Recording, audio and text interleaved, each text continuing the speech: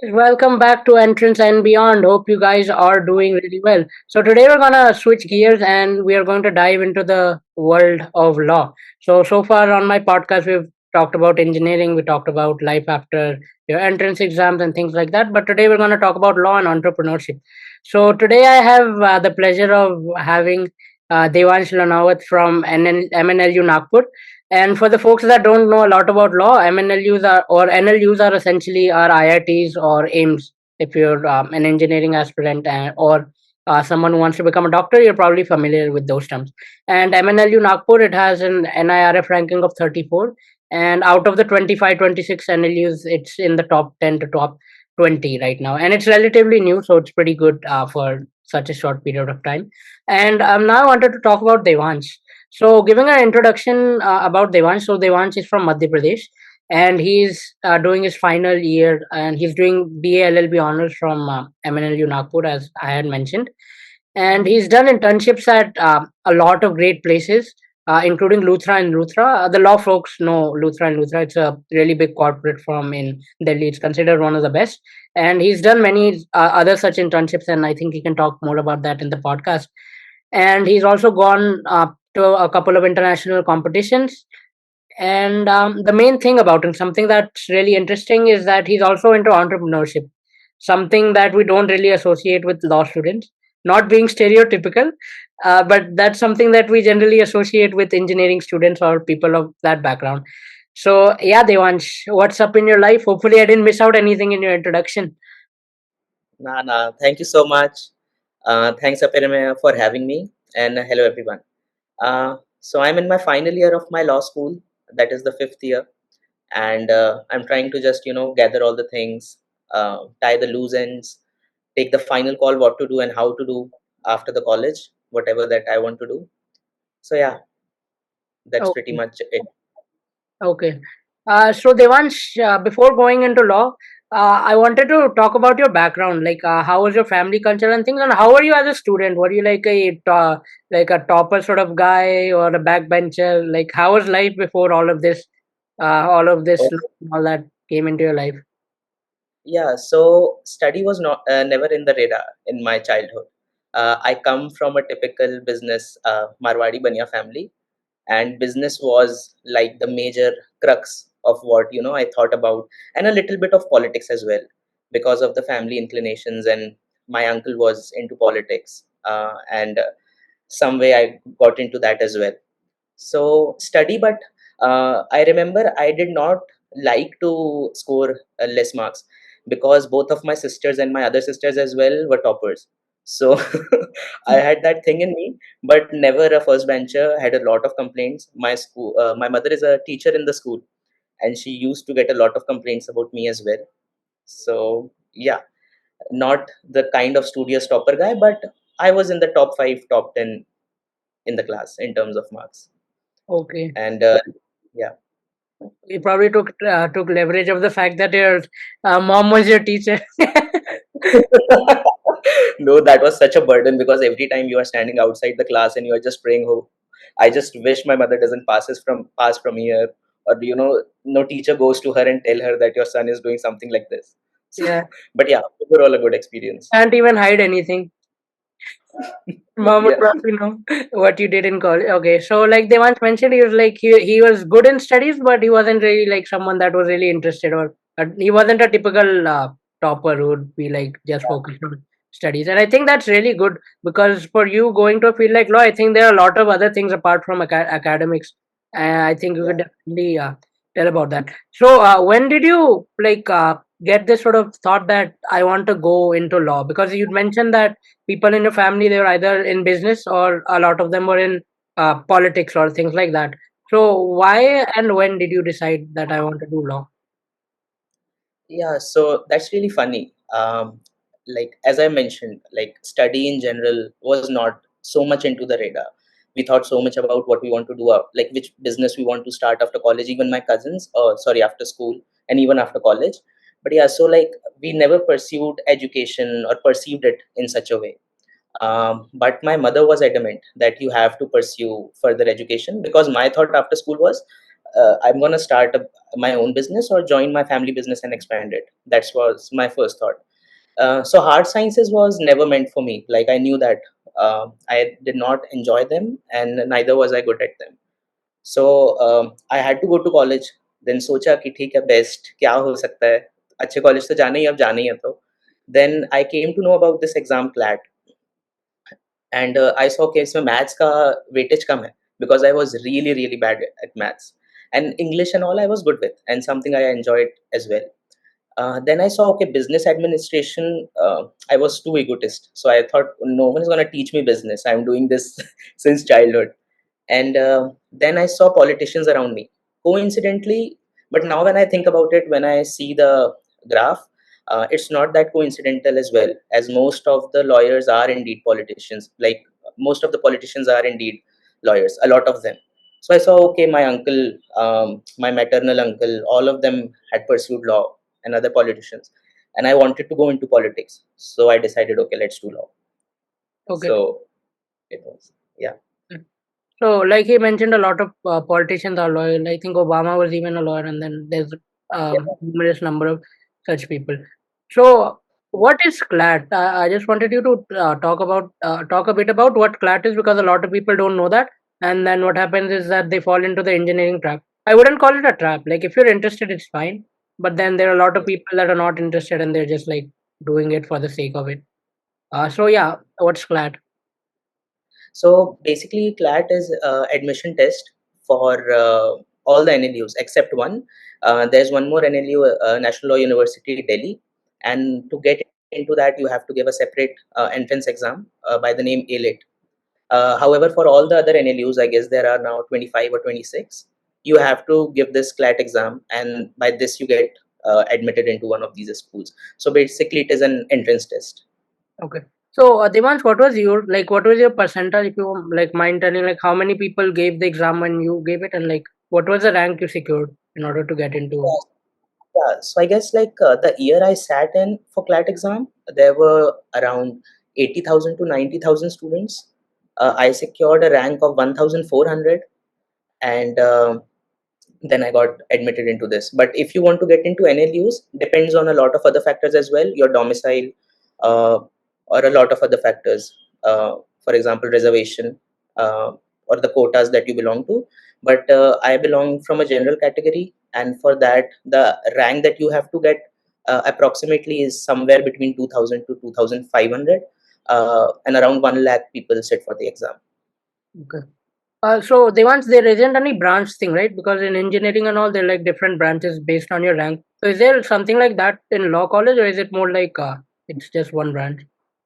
No, so it is starting to branch out.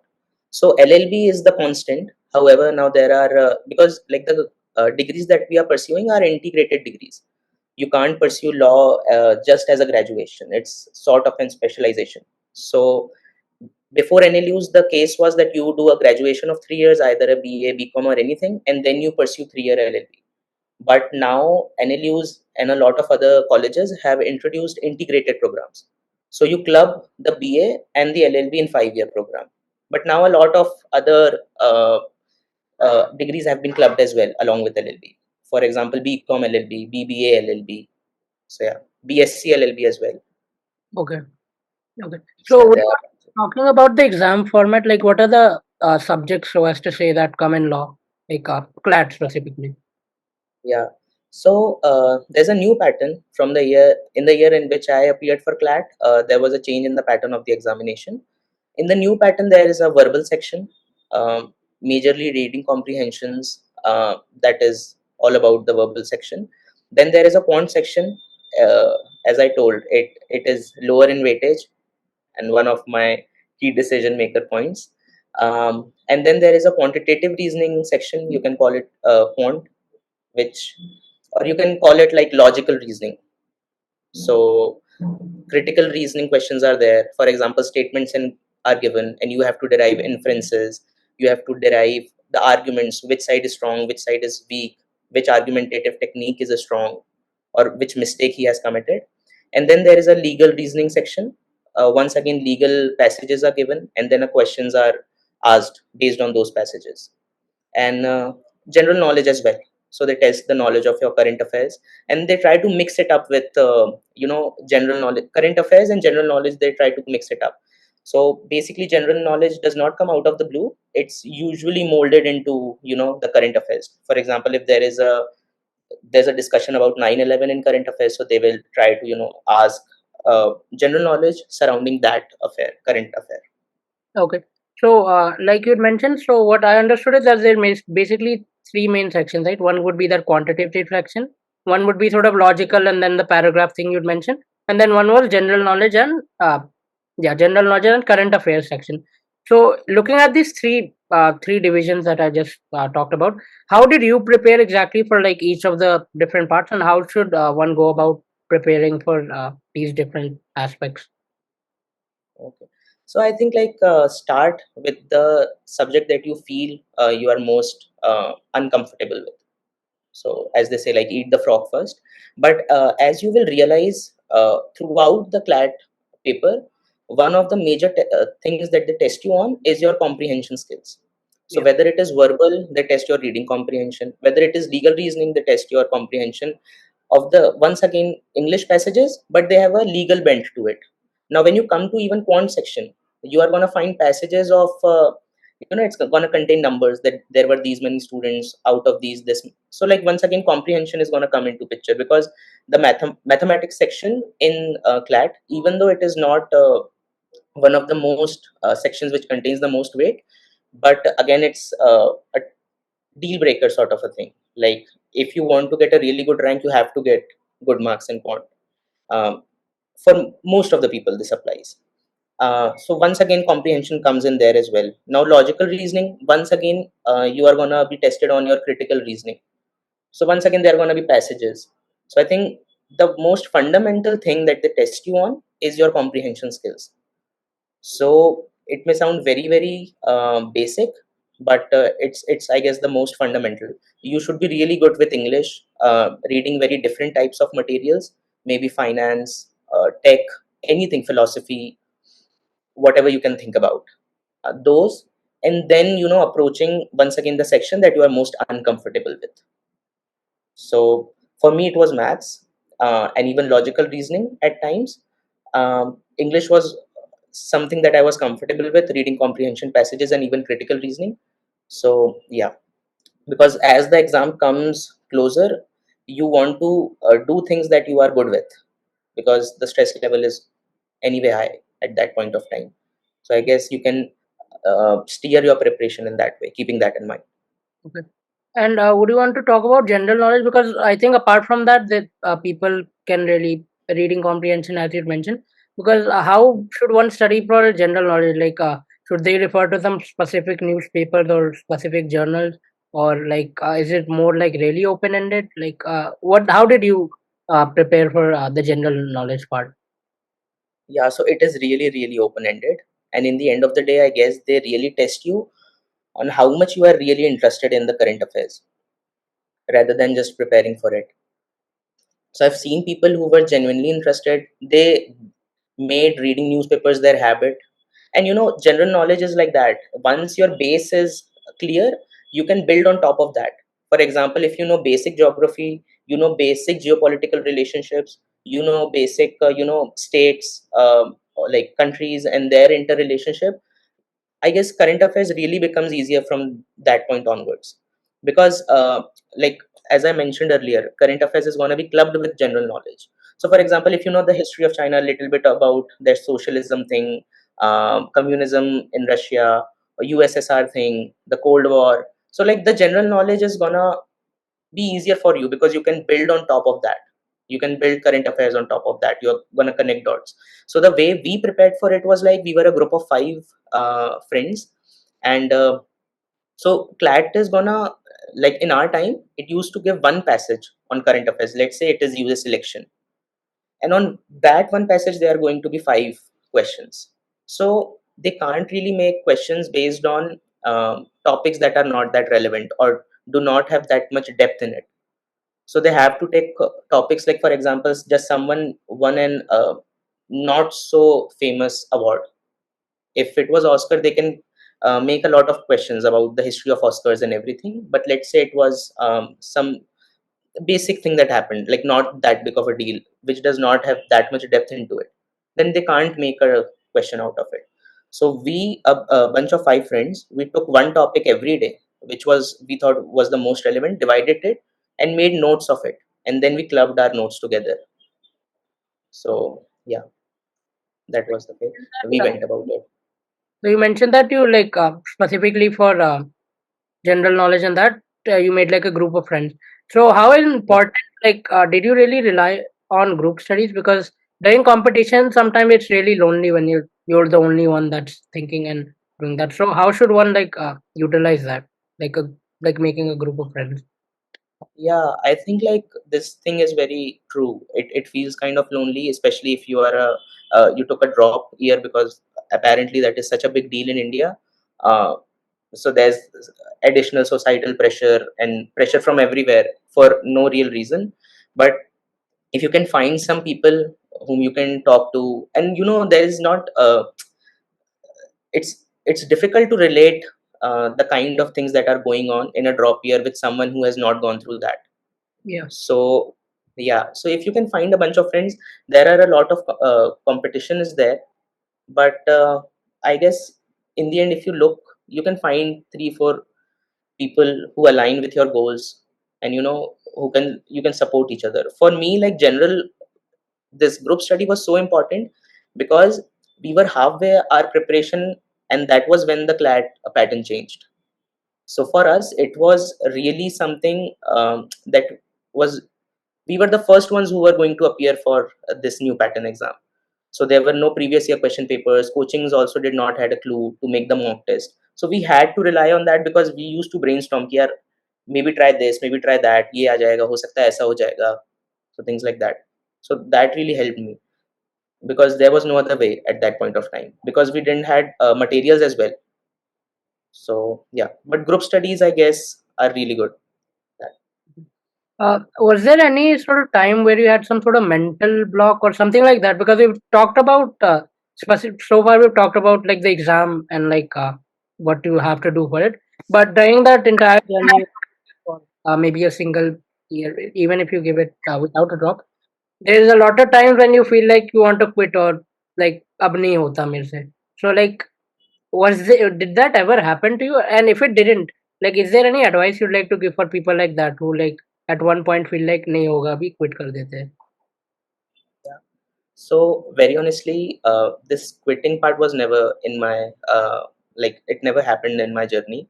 And one of the major reasons was like my family, like there was no pressure from the side of my family.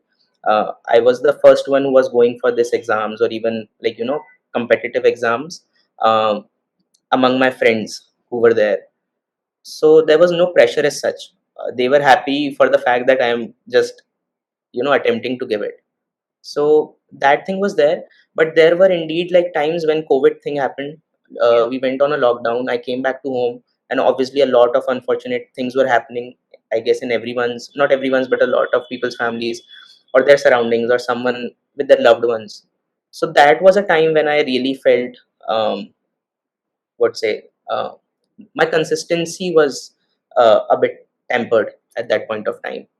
The way I cope up with that was like once again, friends really helped me. I talked to the guys because all of them were going to the same shit. We were just talking like, "Yeah, ये lockdown हो गया है." Coaching, because in the coaching you get the environment, so you are just going with the flow. It acts as a push. Sunday को mock होना ही है.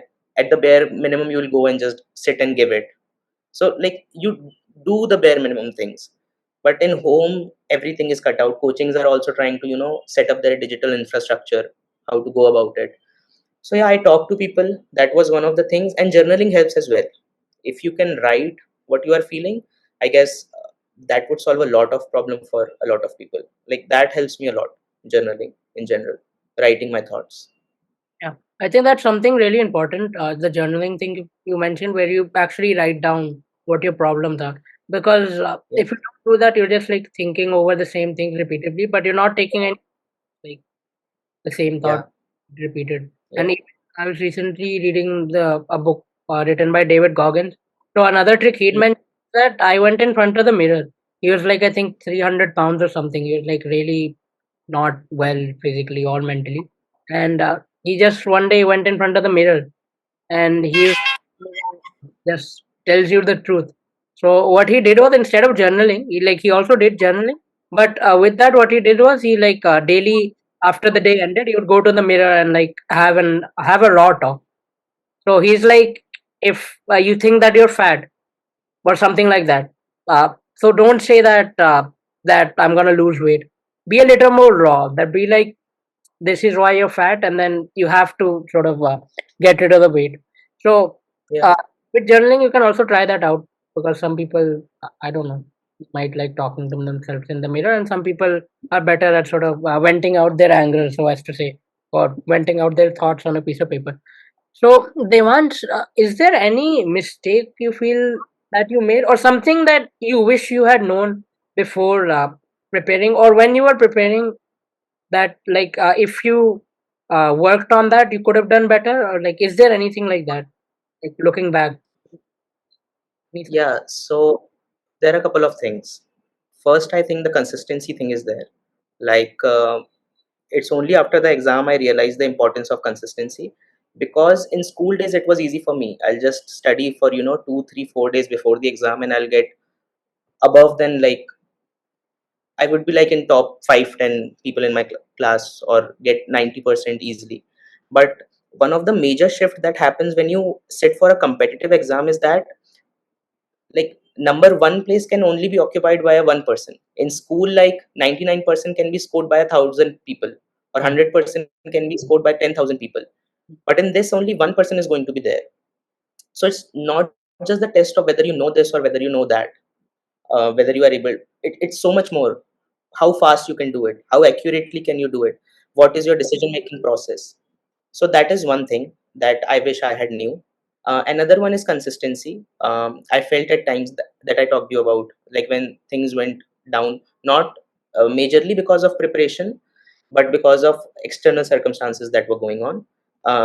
That was the time I realized, like, the consistency broke. Apart from that, I think another problem is mock. Mm. Like, sometimes, we take mock as a, I don't know, as a real test. We take too much pressure on it.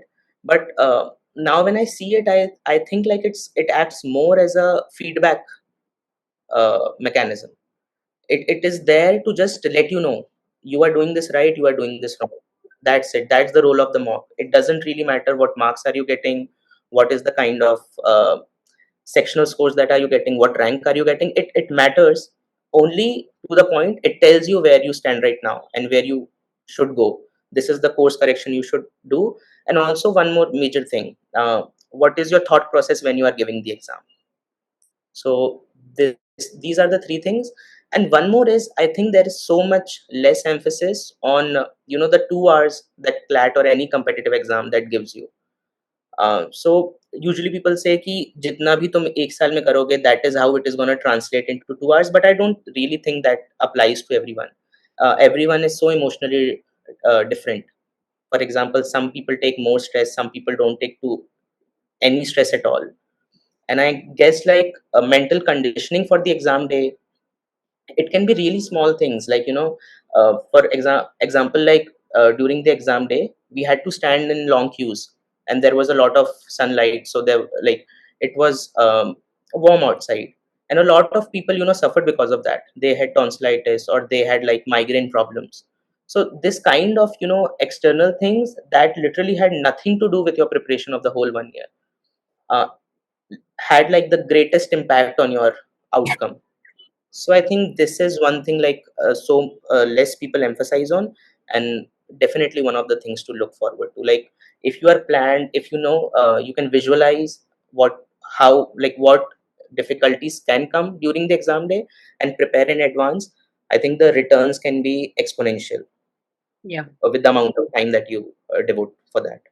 Something I can relate to that was probably India losing in 2023 the World Cup, because throughout India was like really good. Australia, I think, had lost a couple of games, but what Yeah, mattered was they played better in the on the D-Day or on the final. yeah, There were many yeah. extra. And Exactly. And like that's what they say even for CLAT, like it's test of your nerves, because in the end of the day, let me very clear, reading comprehension is no rocket science. It's not like some crazy mathematical equation or scientific equation. You have to just read it and take the right answers out of multiple choice questions. You don't have to write a poem or anything. So in the end, like really, when results come out, you are going to see the results are always very shocking. Some people are there who perform consistently and they occupy the top ranks, but like for everyone rest, it's just so different, and you realize how much those 2 hours play a role, and like a person's personality as well. Uh, Devansh, now I'd like to talk about law as a field because I think we've talked pretty much a lot about CLAT and people should really get a clear understanding about that. I want to talk about law as a field. Like when you enter law, what are the different options? Like what are the different paths you can choose? Because a lot of people are not really sure about that. That what we're gonna do after completing law. So could you just basically just tell like the different options? I don't want you to go in too much detail, but you can just tell the different options that are possible once you've completed your degree. Okay, so one of the major the most famous option is going for corporate law firms. So these are like your like the jobs, if you're looking for it, they are well paying jobs, not very much vacancies are there, but yeah, in the end of the day, that is one of the major options that student go for. Another one is you can be a lawyer practicing in the courts, either district court, high court, or supreme court, or tribunals, whatever you decide. Now yeah, but one more thing, in corporate also there are two options. You can go for, in corporate as well, people go and argue in courts on behalf of the law firm, um, but major part is derived for compliance. Like the major source of revenue or like the workload that corporates do is for the compliance. So looking for like whether the companies are abiding by all the laws. That is one thing. On the government side of things, you can go for judiciary, and you can go for UPSC as well. Like law is one of the optional subjects, and in BLLB you get to learn about history, polity, and the laws, constitution. So even UPSC is one of the things that people and students go for. Apart from that, you can be in research centers as well. You can be a researcher, and there are a lot of research centers who are doing groundwork, surveys, or work relating to policy, regulating, advising government of India or any other think tank or any other body on what the law should be. For example, there are think tanks on AI, how AI should be regulated. So you can be a researcher, and you can be an academician as well. You can be a professor. So Okay. So who should go into this field and who shouldn't? About the perks and like the pros and cons. Like so far, I think we've understood that what are the qualities required to clear CLAT and things like that. But what are the advantages of actually doing law? As a student, I think you by now you probably know all the advantages and disadvantages. So I would just want you to talk about that a bit, listing down the advantages and disadvantages. okay. So advantages of doing law as a student. I think the curriculum is really good in the way that your soft skills get really amplified. It's so much about talking to people. It's so much about and like there's one possible misunderstanding that law is so much about arguing, but in reality, it's so much about negotiating and being diplomatic. Let be it before the judge, and this is one of the statements I really um, got from Mr. Harish Salve, when he said that it is so much about diplomacy, and in my words, it's so much about sales instead of arguing or something like that. So, so that's why your soft skills gets amplified a lot, because first you get a lot of exposure, because the way our curriculum is designed is like you do theory, that is you stay in college for 4 months and then you go for a compulsory internship break, and people intern like anything and everywhere. For example, they can be interning in Mumbai, in Delhi, in Calcutta, in Hyderabad, even outside India, and in all sorts of fields that you can imagine, with lawyers, with corporate lawyers, with judges, with researchers, with academicians. So the kind of exposure that you get to kind of see the world is one of the things.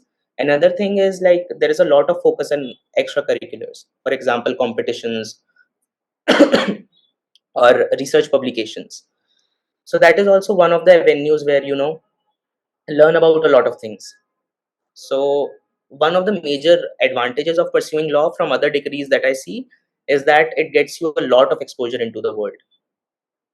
So yeah, And what that is about one of. advantages?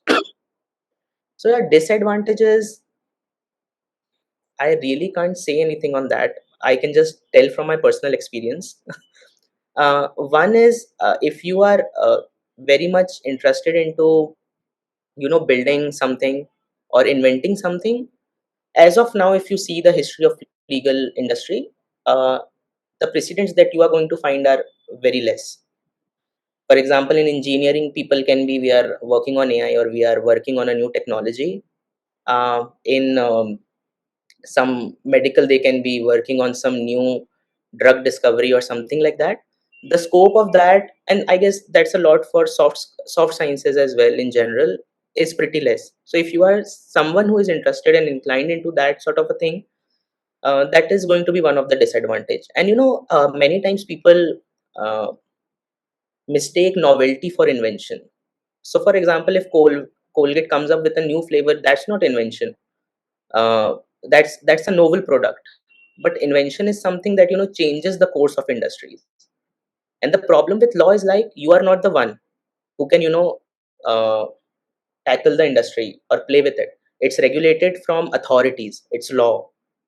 So it's so regulated that you can't just come in and do something that is gonna change the course of industry, change the course of how work flows, how things happen. So that is going to be one of the disadvantages. uh, Another one is, I will say, economical wise. If I consider, the ROI is not going to be great in the initial years. So the college fees, I would say, is not less by any means. It's usually cost an individual student around 3 to 4 lakhs. Couple that with internships. So if you are interning in Mumbai, you are gonna spend around 40 to 50,000. In Delhi, it's gonna be 30, 40,000. 2 times a year, plus a little bit expenses here and there, is gonna cost you around 5 to 6 lakhs, or 4 to 5 lakhs at least, in a year for 5 years.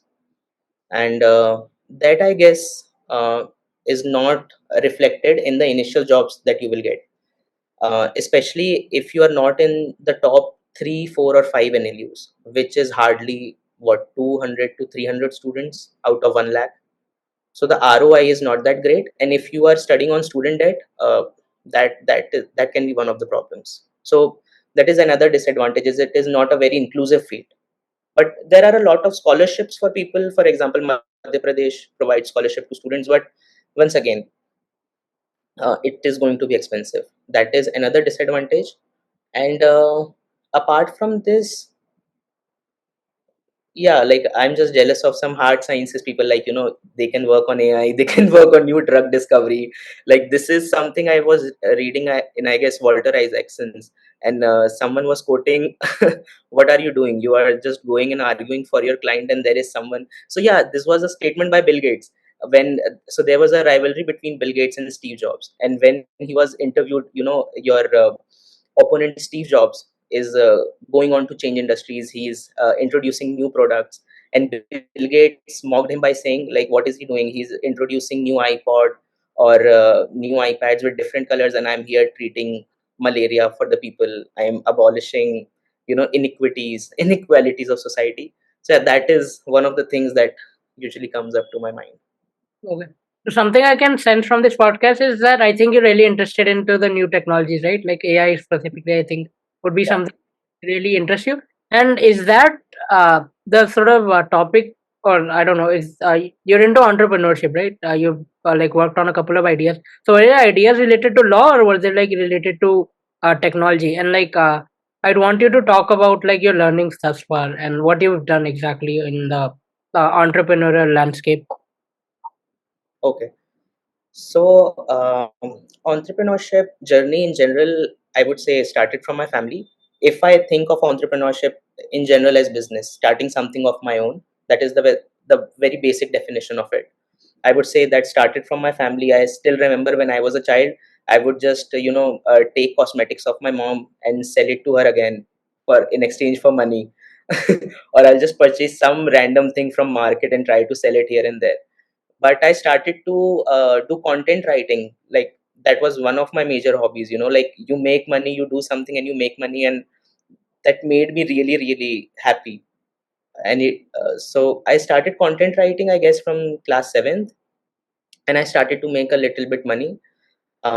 Then, but the major thing happened was when my brother-in-law gave me a couple of jeans and asked me to, if let's see if you can sell it. And I went to every shop in my town and tried to sell it, asking for them, if you are interested in this or that, which product, how much price will you pay for it.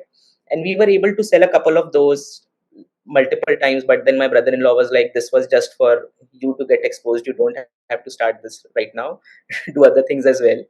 And some of the shopkeepers even came to my home or in hotel, and when I was with my family members, they were like, when is the next lot coming or something like that.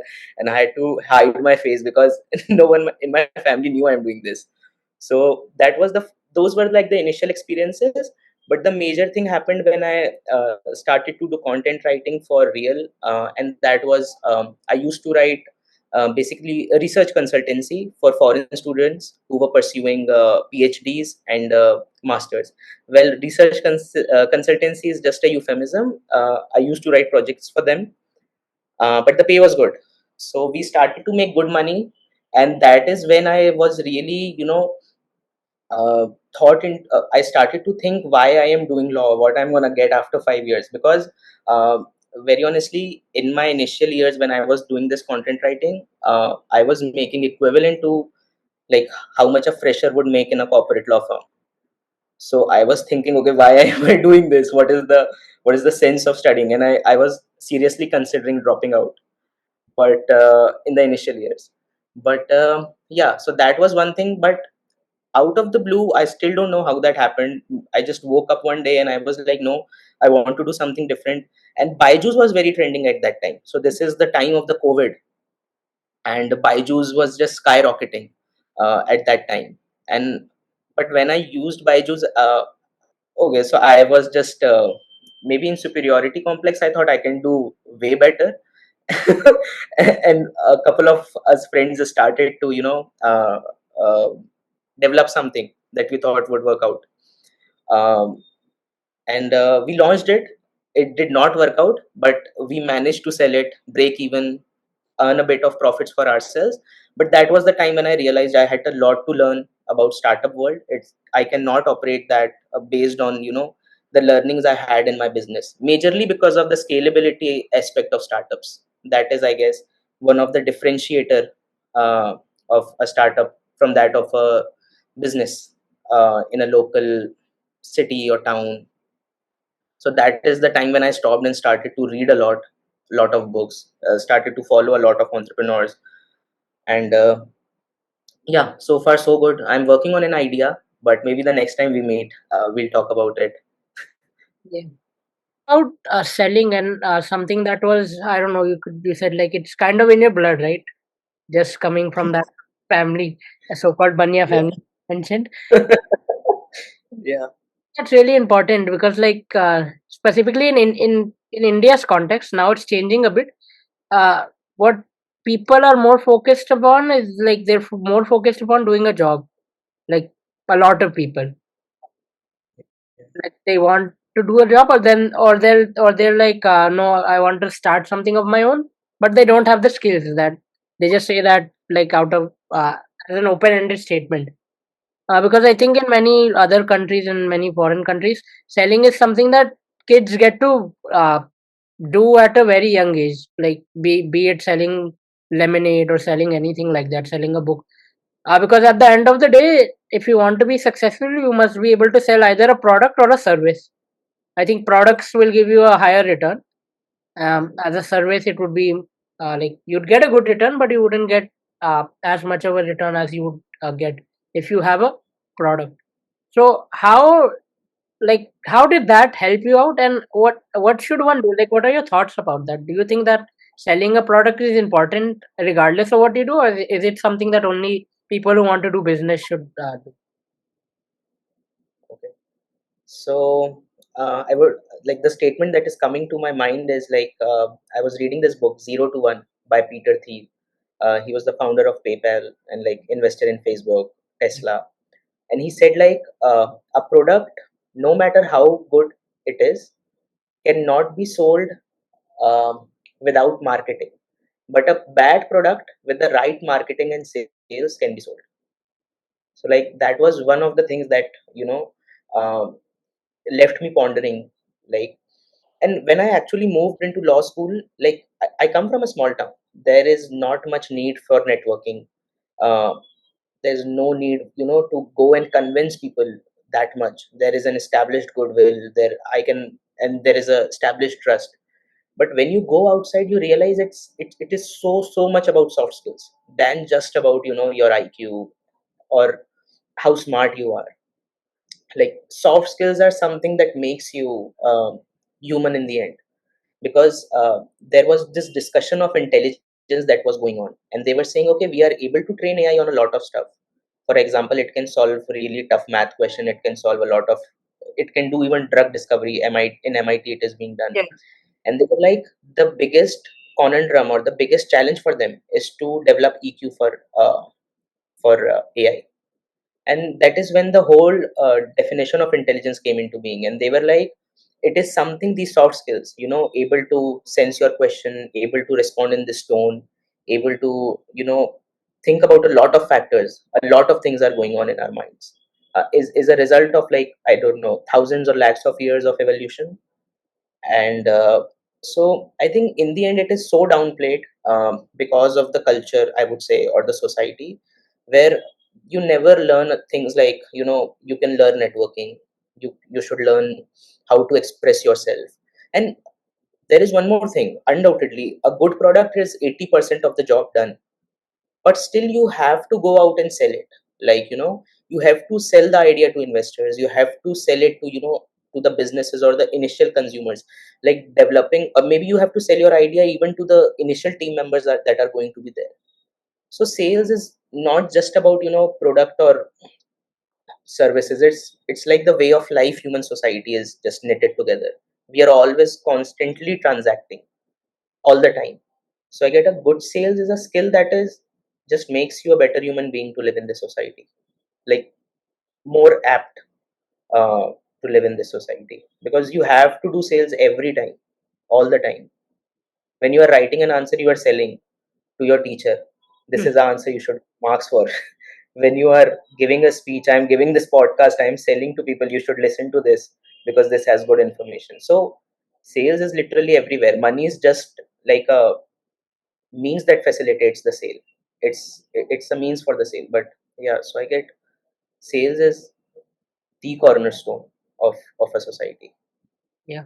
But the only problem with the teacher selling your answer to your teacher is that it should be in accordance with what the teacher wants, no matter how good Yes. your answer is. Yeah.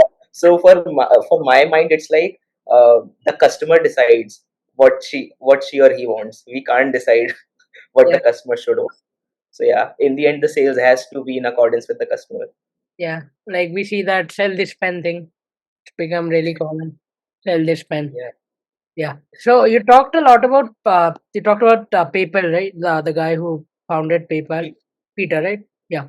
So I think I can sense that you read a lot of books related to entrepreneurship, right? Because it's a good way to get a first-hand experience without actually doing something. So, are there any True. specific books you'd like to recommend to anyone who's sort of interested in entrepreneurship?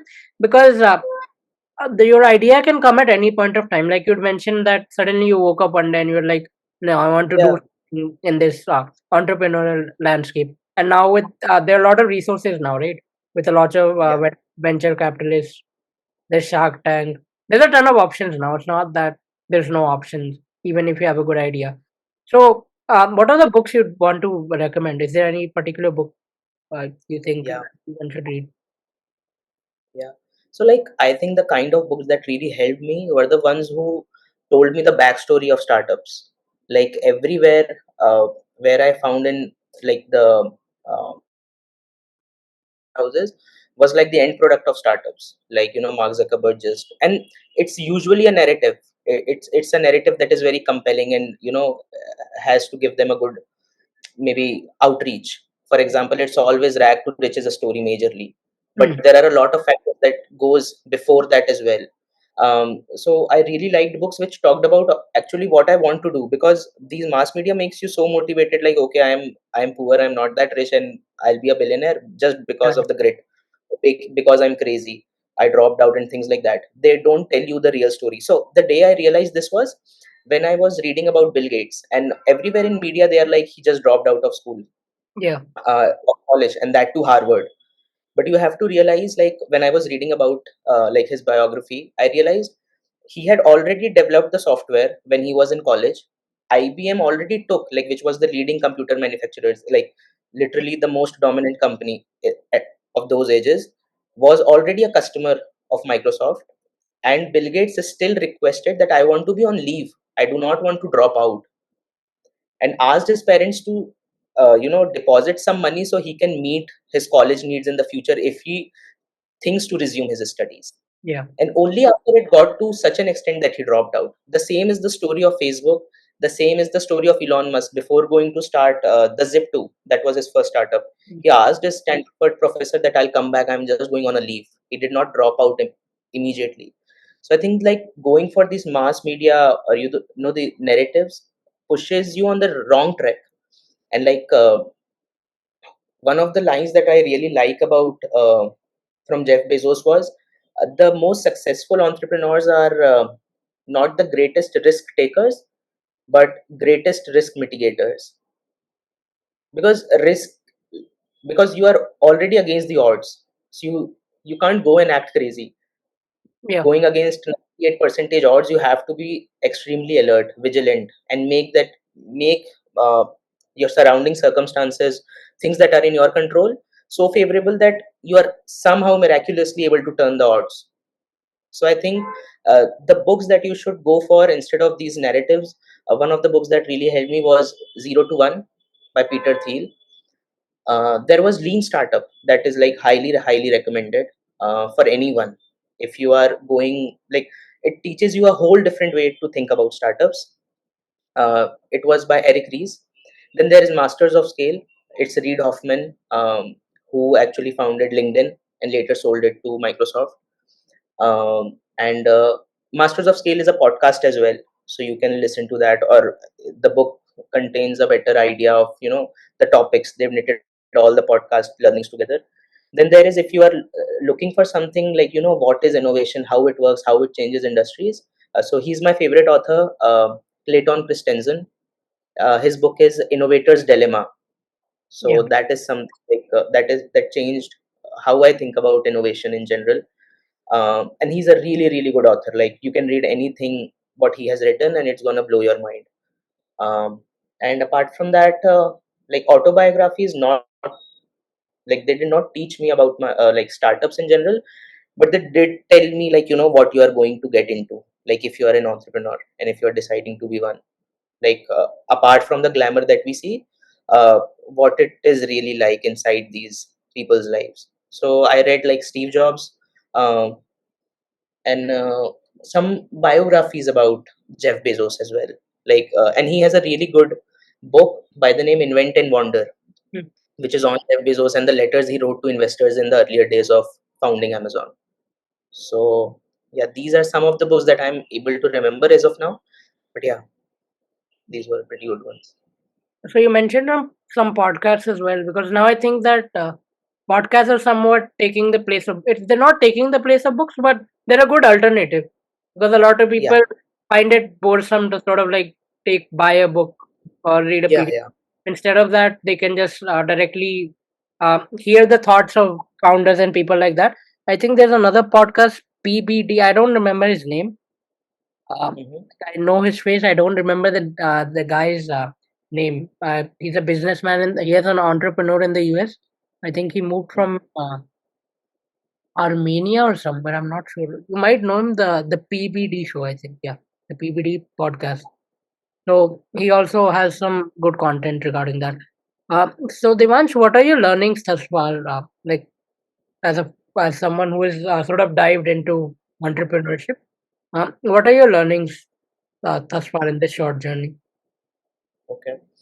So the number one would be, um, just to start, um, no matter what, just to start and fail fast. If you like, for the first time that you are going to be a founder, when you realize, like, once again, this is, when you read actually about the startup stories, you realize a lot of these peoples which we admire and which have these narratives, be it Mark Zuckerberg, be it Elon Musk, they had started various ventures in the past, a lot of them which failed, and then they ultimately, got to where they were in their first startups. So I would say, like, really start fast and fail fast. And another thing is, like, if you want to, do not spend a lot of resources in failing, go and read Lean Startup. That is really going to change the way of how you think.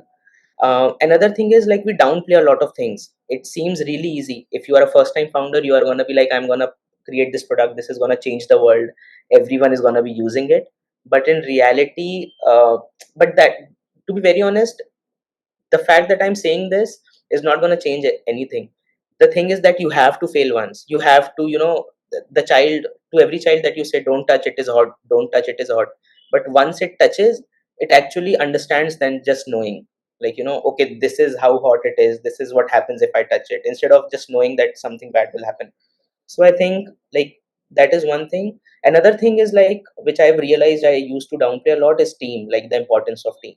Like, that is the most important thing. Having a good co-founder, having 2 3 of your friends who are really devoted, personally devoted for the startup or the idea or vision, that is something, I guess, is the cornerstone for some startup to, cross the early challenges.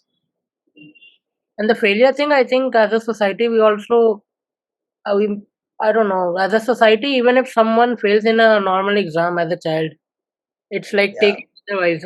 Because I think due to that, as a children, you're like ingrained with this thought that I can't fail or I shouldn't true. fail. A lot of people Yeah, that I'll just cheat and sort of pass my exam, which is yeah, a dumb thing to do. And I think that's based on our culture, right?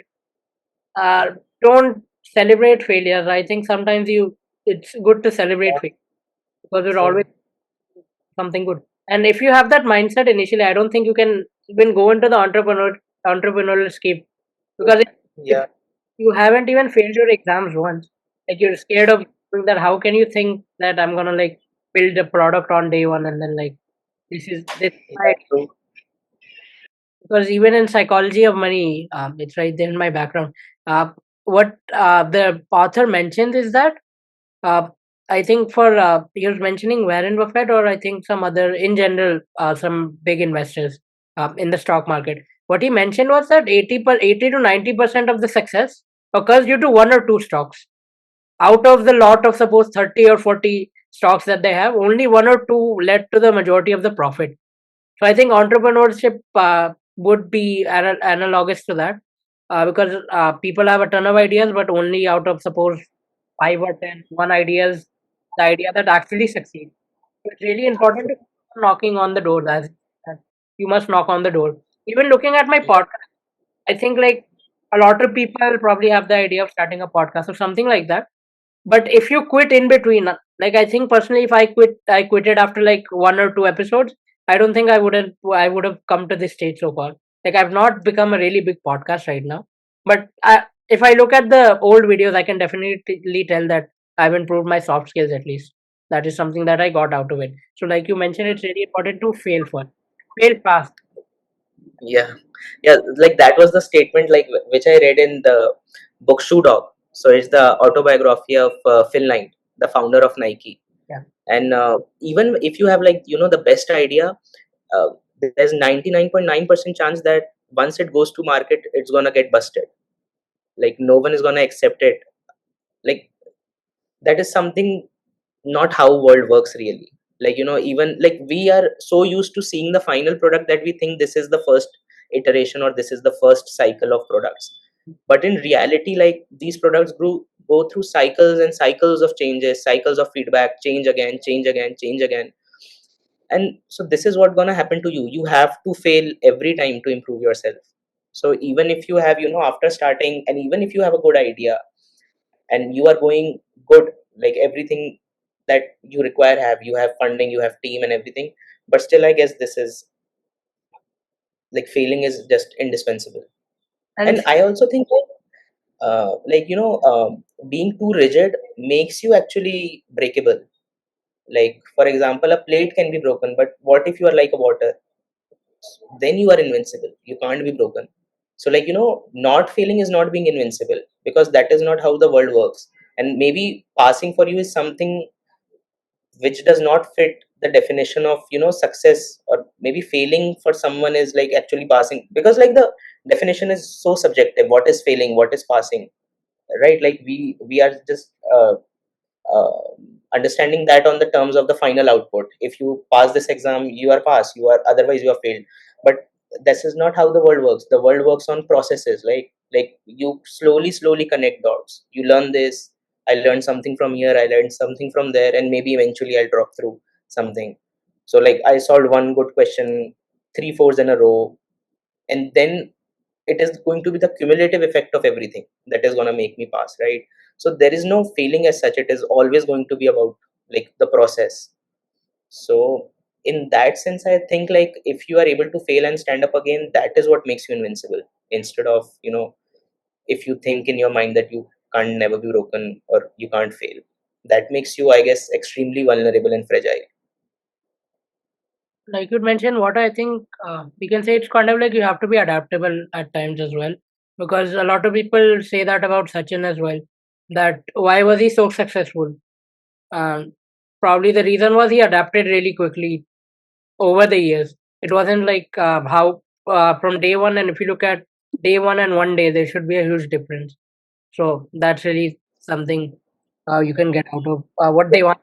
Particularly talking about water, that was a really eye-opening example. That I guess like Charles Darwin, yeah, uh, we are discussing Darwin's law, like yeah, evolution, survival of the fittest.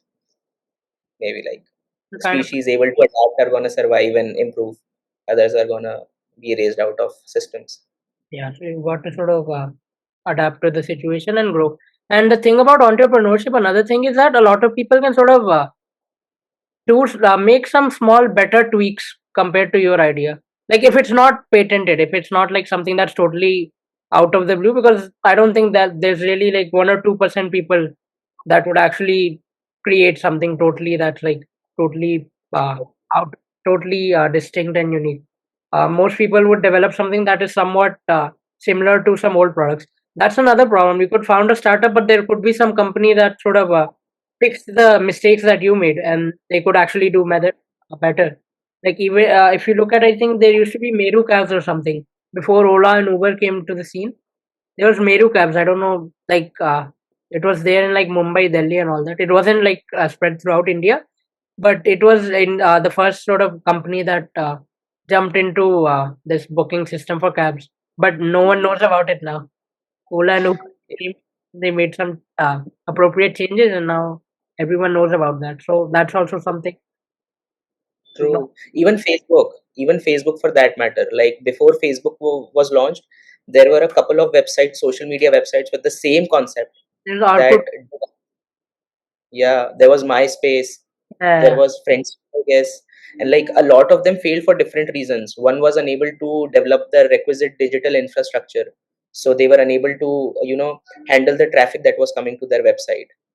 So they failed for that reason. Another one adopted like a different approach of introducing it to everyone, hmm, like throughout. Facebook introduced it college wise. So these were small tweaks, but one became, yeah, Facebook, where we see it now, and others, yeah. hmm. So, Devansh, is there any message you'd like to give out to the world, or specifically to people that are like in 10th or 11th grade right now? Because they haven't seen the world a lot, but I think they can really learn from our mistakes. So, is there anything you'd like to put out? I think we've given a lot of advices, and I think you've talked about really important things that people all often miss out. But is there still anything that you'd like to tell the world? uh, Eventually it is going to work out, just keep on going. Yeah, So yeah, you should keep this in mind, and yeah, just go for it. just do it. Yeah. Do your job. Okay. So thank you, Devansh. Thank you so much for sparing some time. It was a real pleasure having a conversation with you. I personally actually gained a lot of insights. I don't know about the audience, but I've gained insights, so I'm good. Hopefully, the people that watch this episode will definitely learn a lot because we talked about a lot of topics. We started off talking about law, and then we moved to entrepreneurship, and then from entrepreneurship, you really had some important tips about life, not even like about entrepreneurship. These are lessons that I think everyone can adapt or everyone can use, regardless of whether you're pursuing law or not. So, yeah, thank you so much for sparing some time. Yeah. Thank you so much. Like, this was the first time I, like, spoke in any podcast, but it was like a really great experience. And during the conversation, I almost forgot, like, we are in a podcast. It was like I was just conversing with you. And yeah, so you are doing great, man. Thanks. Thanks for having me. The best for you. And I Yeah. probably do a couple more episodes after Yeah. your startup succeed or you succeed as a lawyer, whichever one happens. Yeah. Thanks, man. Thanks for the wishes. Best wishes for you too. Thank you so much.